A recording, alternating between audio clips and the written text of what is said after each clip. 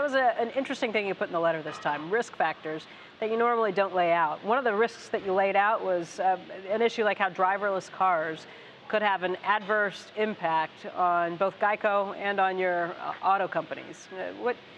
You think through how you get around that, but if driverless cars are driving everybody around, what would you do? How do you evolve in a situation the only like way that? they'll be driving everybody around if they're regarded as a lot safer, and we'll find that out as we go along. But there have been faster advances in this than I would have expected a few years ago. Yeah, I would say that, but I would also say, if you asked me to take the over or under on 2030.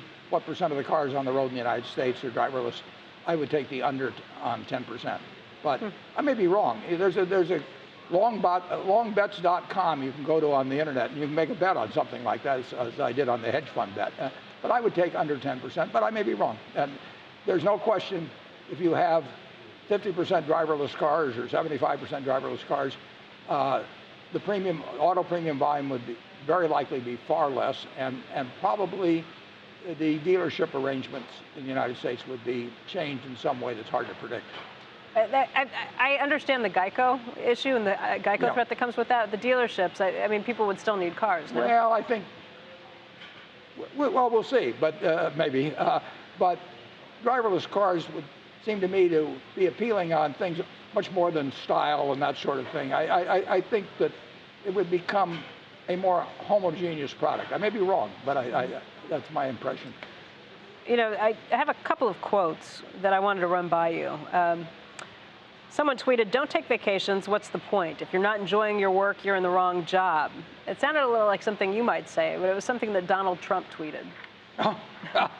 Well, then I don't know whether he feels he's in the wrong job now, and that's why he's looking for something else. I absolutely advise students. I had students last week, 160 of them from Harvard and South Dakota State.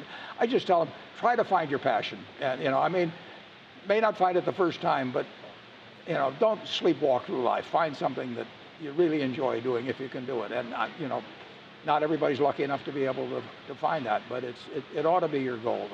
To make $10 a week more doing something that you don't feel good about compared to something you'd feel good about, make the change. You said you watched Bill Gates on Charlie Rose last week, and I did too. Bill said something that I thought was really interesting. He said, the thing you do obsessively between age 13 and 18, that's the thing you have the most chance of being world class at. Yeah. Bill said his one thing was coding. What was your one obsessive thing? Well, I was pretty interested in investments. No, Bill and I, his father, many years ago, right after we met, had us a group of about 20 write down on a sheet of paper one word that they thought accounted for their success. And Bill and I, who may have only met twice, didn't know what the other one was writing down. We both wrote down the same word, which was focus. And he was focused on software, I was focused on investments. And it gave me a big advantage to start very young. There's no question about it. Well, Warren, I want to thank you for your time today. We really appreciate having you. Thanks for having me.